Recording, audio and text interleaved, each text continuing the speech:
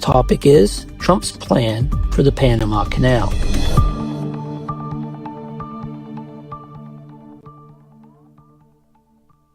With me to discuss the Trump administration's policy toward Panama and the Panama Canal is Will Freeman. Will is a fellow for Latin America Studies at the Council. His work focuses on the rule of law, on corruption and organized crime in Latin America, and on U.S.-Latin America relations. His writings have appeared in Foreign Affairs, the New York Times, and the Washington Post, among other outlets. He writes a monthly column for America's Quarterly, where his most recent piece is titled, Securing the Panama Canal Requires Diplomacy. Will, thank you very much for coming back on the President's Inbox. Thanks for having me. Trump raised eyebrows late last year, Will, when he began talking about the United States taking back the Panama Canal, a point he reiterated in his inaugural address in January. We'll get to what Trump has done or not done on the canal since taking office, but I'd like to start with some background. We know the United States built the canal more than a century ago and handed sovereignty over to Panama in 1999 based on two treaties signed and authorized during Jimmy Carter's presidency. What else is worth knowing about the canal to understand the present controversy? Yeah, well, I think, first it's just critical to underscore how important the canal is to global trade and to the U.S. economy. Every year, the canal handles 5% of all global maritime trade. Nearly 75% of the commercial flows through the canal are going to or from U.S. ports, and 40% of all U.S. container traffic, including a big share of our energy exports to Asia, go through the canal each year. So if the canal were to, suddenly go offline, it would be majorly disruptive, not only to world trade, but especially to the U.S. economy. What's also important to know is that in the now more than 20 years in which Panama has exclusively operated the canal, it's expanded a lot. They've made big investments. They've increased its width in certain places, the number of ships that can pass through daily. And that's made it, both more and more important to different industries, including, U.S. industries. But it's also meant that it's become an important part of how Panama's economy works and how its government functions. So last year, the Panama Canal, the contributions from revenue for the Panama Canal to the Panamanian government made up almost 10% of the government's total budget. Significant moneymaker. That's right. And, that's a point of pride for the Panamanians, that it's really gone from, an important but not necessarily, profitable piece of infrastructure under the U.S. to a really professionally, technically run and profitable piece of infrastructure today. Also significant, as you mentioned, the United States controlled and operated and built the canal. And from 1903 to 1979, it essentially controlled, it had a concession to operate a strip of territory dividing Panama, 50 miles long from the Caribbean coast to the Pacific. It was called the Canal Zone. Largely, U.S. workers on the canal lived in there, really living a life apart from Panamanians. Panamanians, in most cases, couldn't even enter the Canal Zone. And there were 130 military sites, U.S. military sites, all over Panama, including 10 bases along the canal. So it was really like an extension of U.S. territory in another country. Senator John McCain, as I recall, was born there. That's right. Yeah. Or he was born nearby in the city of Cologne. But it showed, the fact there was 130 military bases shows how strategically important this area was, and I think still is, to the United States. But it also caused a lot of tension. So, everything from the massacre of 22 protesters and killing of 4 U.S. students in a 1964 clash over the canal to other episodes of protest and friction. And, you could really say the Panamanian sense of national identity, it was forged in this struggle to get the canal zone back and operate the canal. So that explains why it's, so important for Panamanians today as well. So was the decision by the United States to give sovereignty over the canal to Panama simply an act of altruism? No, not really. So it actually, it started with Henry Kissinger, of all people, a cold-eyed realist who during the Nixon administration, Ford administration, was thinking about the vulnerability of the canal. I mean, if you go there, I was recently in Panama, you see just how easy it would be and was then to interfere with the functioning of the canal and with its water supply. And I think really that's just a fact of nature. I mean, it's fed by large reservoirs nearby, which you could imagine contaminating. There's other ways you could sabotage the canal without even going inside necessarily the canal zone. You could sink a boat in one of the outside the locks and put it out of operation. I think realizing that, Kissinger and then Carter understood that the only way to secure the canal was to make its functionality, useful and important to all nations. So the idea was that making the canal neutral, rather than having it be a geopolitical flashpoint or a symbol of U.S. power, putting it in Panamanian hands would make it less likely to be sabotaged or interfered with. So in 1977, they struck two treaties. And what those established was that while Panama would run the canal, was responsible for making sure all nations would have access, the United States retained the permanent right to defend the canal from any threat that might interfere with its continued neutral service. And that brings us up to today. That's where you see, Trump and President Trump, people around him, I think, especially concerned that that neutrality might now be jeopardized. But, Will, Trump didn't mention the Panama Canal on the campaign trail. Then just before Christmas, he posted about the canal on Truth Social. And as I mentioned, he spoke about it during his inaugural address. Why suddenly does the Panama Canal rocket to the top of Donald Trump's foreign policy wish list? Yeah. I'll add a couple of reasons. First, though, I'll say that, it's been a personal interest for him going back years. During his first administration, he met with Panamanian President Varela. And I'm told, one of the first things he talked about was how he thought the 1977 treaties were a ripoff, that the United States should have never given the canal back, et cetera. So I think he's held that view. As Senator S.I. Hayakawa famously put it at the time, we stole it fair and square. But I think there's two reasons that it's come to the fore of the agenda for him and others around him recently. And they're two of the main planks of his foreign policy from, taken straight out of his campaign. One is the idea of peace through strength, that there is a high likelihood of a conflict between the United States and China, and that the U.S. needs to actively deter China from beginning that conflict. And I think controlling the Panama Canal, even if not, legally controlling it, effectively de facto controlling it, is an important part of that strategy. China gets about a third of its food imports from Latin America, specifically from South America. And so, I think stronger U.S. presence there and even the ability to potentially close the canal to Chinese trade would be a real point of leverage in a potential conflict with China. Now, you don't necessarily see the Trump administration coming out and saying it in those terms, because putting it in that language would say we're preparing to violate the neutrality treaty, right? But I think that's part of the strategic thinking here. There's also a concern that, and as we can discuss later, that China has been investing in building an infrastructure in Panama. At this point, mostly infrastructure outside the canal, but there's the concern that China could also interfere to deal a blow to the U.S. economy. And then secondly, I do think, although not as important, there's another goal here, which is American energy dominance. That's big for President Trump. This is supposed to be the presidency of drill, baby, drill. And part of drill, baby, drill is being having somewhere to send the energy products, right? As I mentioned earlier, I think 60% of our exports go through the canal to markets in Asia. And, recently there have been significant droughts in the canal that have slowed and limited the number of transits per day. You actually had some liquid natural gas exporters choosing to reroute their product around the Strait of Magellan in South America. I mean, at considerable additional cost and time. It's a much longer route to take. Exactly right. Because the drought in 2023, 2024 had simply become too severe in the canal. And that means that the water levels in the canal aren't high enough to handle these ships. I mean, the Panama Canal being built more than 100 years ago was built for ships that were much smaller compared to the Bahamas they built today. I mean, and the Panamanians, to their credit, have expanded it, but there are real questions about the future of its water supply given climate change.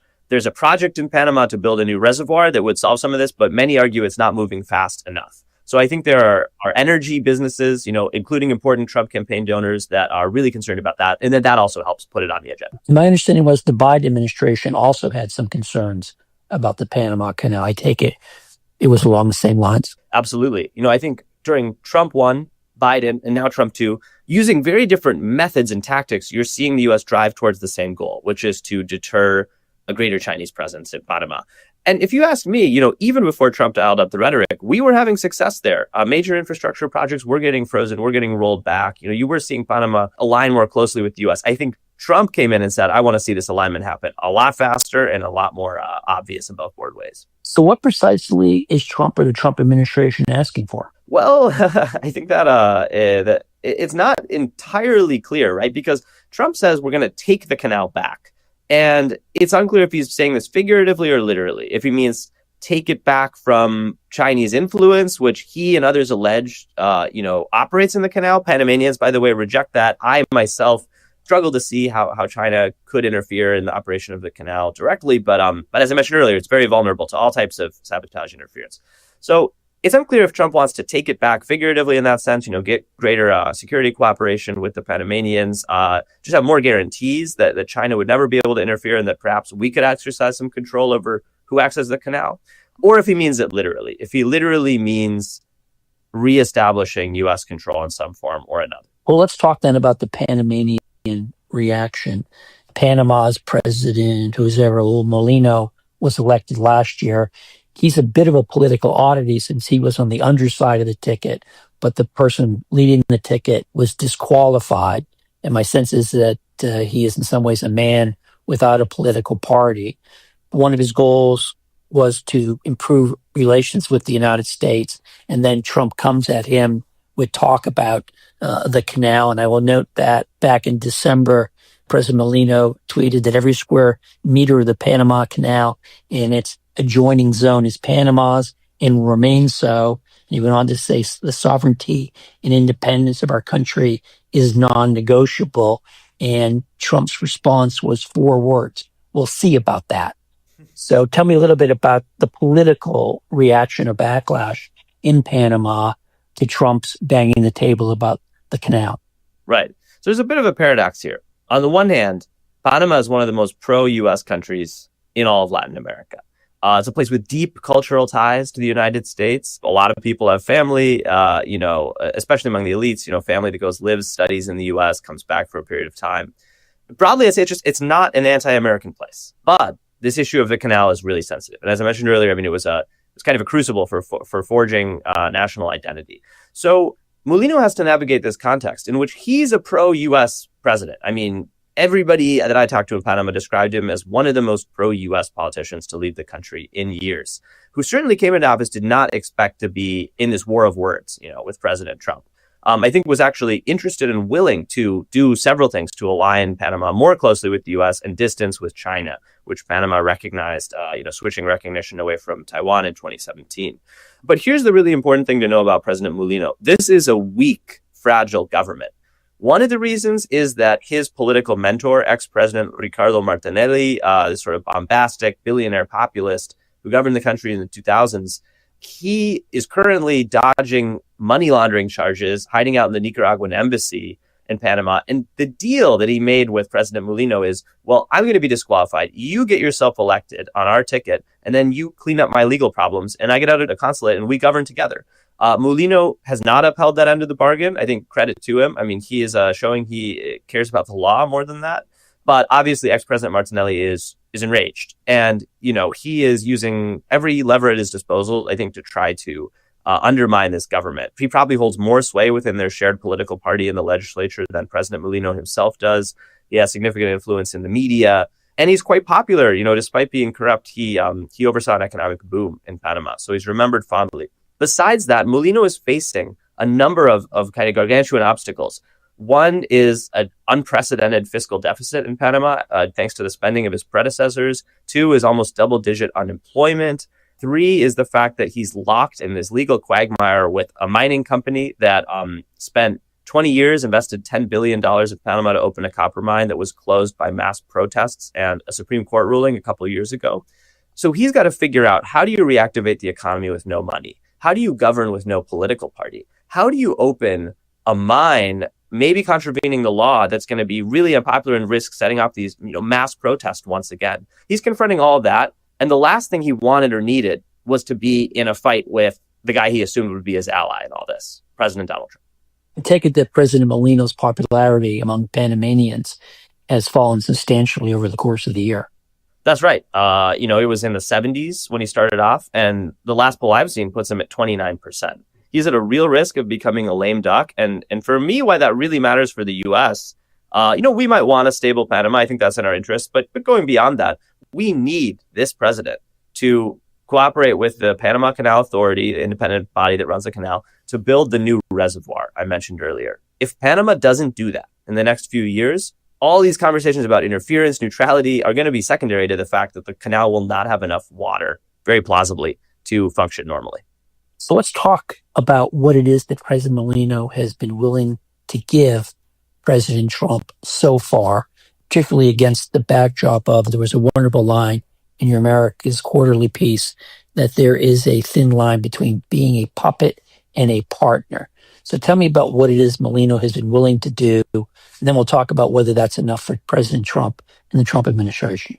Right. That line, by the way, coming from a member of the foreign ministry in Panama. So not my words, but his. And I think that speaks to the kind of discomfort in this government, which wants to be pro-U.S., wants to pivot that way, but doesn't want to feel like it's being bullied into doing that, right? It wants to show that it's doing it on its own initiative. So Secretary of State Marco Rubio went to Panama in early February, and he got a couple of concessions to start. I mean, one is that Panama left the Belt and Road Initiative. It was the first country in Latin America to join it. This is the Chinese Belt Road Initiative. To be honest, this was more symbolic than anything. China had not really built, major infrastructure in Panama, and a lot of those projects had been slowing down, as I mentioned earlier. The other thing that came out of that visit was Panama announcing an audit of a 25-year concession to a Hong Kong company that currently operates 2 canal-side ports outside the locks. So it's not within the canal, right? But it's near enough that you could worry about some kind of accident or sabotage, potentially shutting down the ports. And as we know, since China took de facto control of Hong Kong, there's a lot of levers to pressure companies there. So the audit was announced. I think it, even if this BlackRock deal that's been all over the news to buy those 2 ports, among others, doesn't go through because of Chinese pressure, I think Panama may still end those concessions. So those were the first, big, let's say, wins for this approach. Second is that Secretary of Defense Pete Hegseth was just in Panama. Now, what came out of that depends on who you ask. Typically, when governments put out joint declarations after a meeting, it says the same thing in either language. In this case, the English language version was much longer than the Spanish language version. We're also trying to figure out who changed the text, right, before publication. Presumably, there's also a question whether things were taken out or things were added. Exactly. That's right.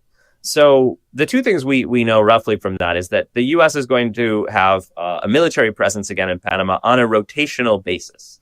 So it's not, at least according to the letter of this document, going to have permanent bases. That would actually violate the neutrality treaty under which Panama is running the canal. Well, let me ask you just for clarification on that, Will, because as you noted at the top of our conversation, the treaties handing the canal to Panama guaranteed the United States the right in perpetuity to defend the security of the canal. Also said, and that's where it gets a little confusing, they also said that there will be no permanent military presence in Panama except for the Panamanians. Okay, so that's why rotational becomes significant. Yeah, there you go. That's right.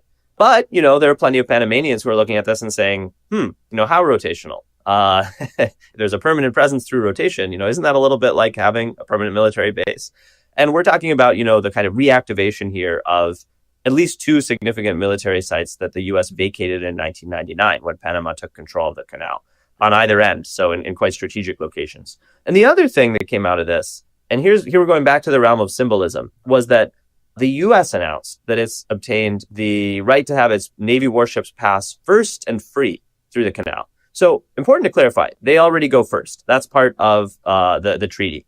So they already get to skip the line. If there is another drought and another queue heading into the canal, they can already pass. But according to the U.S., right, we now also are going to get free passage. Now, I say symbolic on this because in the last 25 years, the DoD has spent on average less than $1 million per year on these fees. I mean, it's nothing. It's pennies on the dollar. Many U.S. naval ships cannot pass through the canal. They're simply too big. That's also right. So, this seems more symbolic, but it's something that President Trump clearly cared about, that his team wanted to be able to say we have first and free. For Panama, it represents an issue because per the treaty, warships of another country, if the U.S. gets free passage, all countries are supposed to get free passage for their warships. Now, the Panamanians have invented a kind of clever workaround here where they're going to say, well, we're still going to charge you the fee, but we're going to compensate you for that money by giving you maritime services on either end, refueling, things like that. So it's sort of like a rebate. That's right. So they're very particular. Look, we want the wording to be, we've figured out a mechanism. The U.S. wants to say first and free. I know it's getting a little technical. These are differences of language, but they really matter because, you adopt the phrase first and free, it starts to sound like Panama's violating its obligations. And Molino looks like a bit of a pushover, which, I think is his big concern in all this.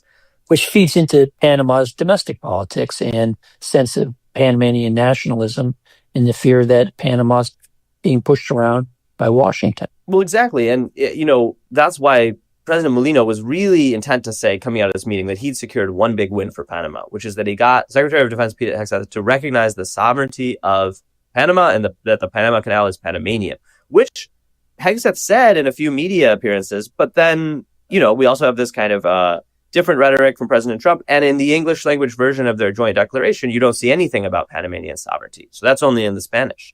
And it does make you question, okay, where is all this heading? What did they really agree to? What are the different understandings of the agreement here? And is this thing all over or not? My prediction is it's not. Follow-up question on that. President Trump recently had a cabinet meeting, and the topic of the Panama Canal came up. And President Trump said, let me quote him here, "We've moved a lot of troops to Panama and filled up some areas that we used to have. We didn't have any longer, but we have them now. And I think that's in very good control, right?" And Secretary of Defense Hegseth responded by saying, "Yes, sir." Does that mean that U.S. military forces are already in the canal or in the canal zone? That I'm aware of, not right now. There's talk of some joint training exercises coming up.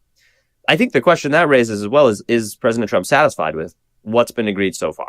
It would seem like it from that comment, but we know this is a president who's pretty disposed to change his mind, to decide the deals initially made are no longer good enough. Just look at the USMCA. That was his deal. Now he calls it terrible. As to the trade deal involving the United States, Canada, and Mexico, that the president essentially is ignoring with his new Liberation Day trade policy and decisions he'd made even before that.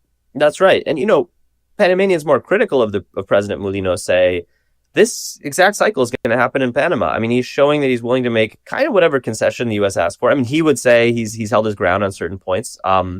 He even said that when Hegseth showed up, Hegseth was asking for Panama to hand back territory, and that he held the line on that. We haven't heard that version from the U.S. side. But, I think that the worry in Panama is that this is a slippery slope, and President Trump's learned that these kind of pressure tactics work, and the U.S. has immense leverage in Panama. This is a dollarized economy. What does that mean when you say it's a dollarized economy? Well, Panama's basically has only ever used, since it became an independent country in 1903, splitting away from Colombia, it's basically only ever used the dollar, the U.S. dollar. So, the banking system there relies on a flow of dollars. Before the 1989 invasion of Panama, we, simply flipped off the switch. We starved the banking system of dollars, and, the next day public employees couldn't get paid. So that gives you a sense of the huge leverage that the U.S. has here. And that's why Panamanians are worried that Trump's figured out these pressure tactics will work. And, if he wants the canal back and Molino, doesn't put up any real resistance, that could easily happen. That's the view among some Panamanians.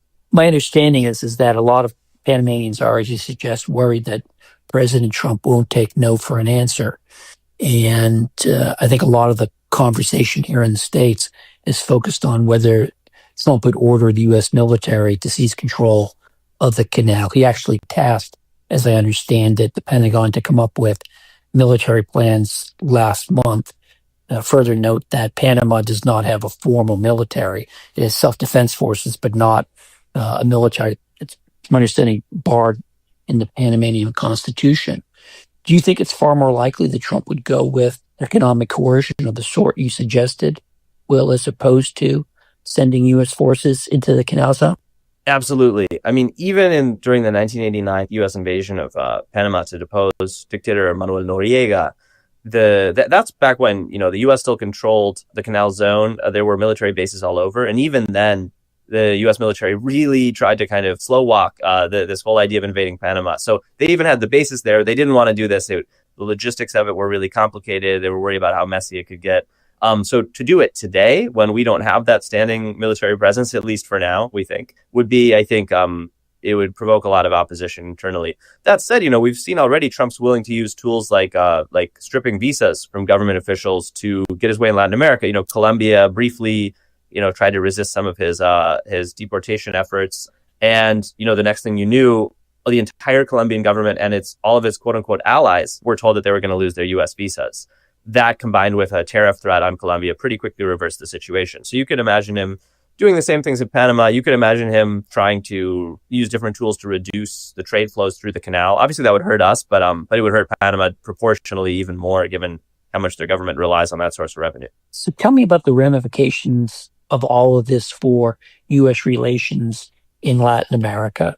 We know there's a long history of resentment toward the United States over Yankee imperialism. Where do you see this going, and are there sort of pain points that you're worried about? Well, oddly enough, and I think a lot of us Latin Americans have been puzzling over this, I think in 2025, Canadian Yankee go home sentiment is stronger than that in Latin America. If this were all playing out in the 70s or even 80s, I think you'd see a lot stronger of a unified bottom-up reaction to this in Panama. But you know what's happening? I mean, I do think a majority of Panamanians, of course, want the canal to remain Panamanian. And Molino's already paying a political price for what's seen as slipperiness on this issue. But that said, there was a trending hashtag on Panamanian social media, que vengo Trump, which means, please, Trump, come here, you know? And that comes from the fact that Panama is one of the most unequal countries in the world. The floor of the income distributions raised a little bit in the last, somewhat in the last years. The ceilings just exploded upwards. People are irate over corruption, inequality. And a lot of people in Panama, I think, see the canal as basically the toy of the political elites and financial elites. I mean, it benefits them. It creates a nice bubble of wealth for them to administer and sometimes steal. It doesn't help the ordinary person. So you're seeing, I think today in Latin America, and that applies to other countries as well, people are angrier at their own elites than they are at the U.S. and sort of the perception that the U.S. might be pushing them around. I see it as actually a region where that kind of nationalism has weakened a lot and continues to do so. Now, if Trump tries to really retake the canal in full, not just through these symbolic moves or, rotational military presence, I do predict that's going to inflame Panamanian nationalism and maybe, nationalisms elsewhere in Latin America. But I think zooming out, this is really, it's been kind of a bold opening move on the part of the Trump administration to set the tone on how it wants to compete with China in the region and what types of tactics it's going to use to do so. And that's going to be a theme, in what remains of the Trump administration. But Will, what you described so far has largely been a heavy dose of stick. I haven't heard much in the way of carrots. The Chinese have been known for doling out a lot of carrots. Can the Trump approach be sustainable, or will it, in fact, engender the sort of backlash that could derail it? Right. Well, I wrote a piece for the Financial Times a couple months ago called "A New Monroe Doctrine Won't Work in South America."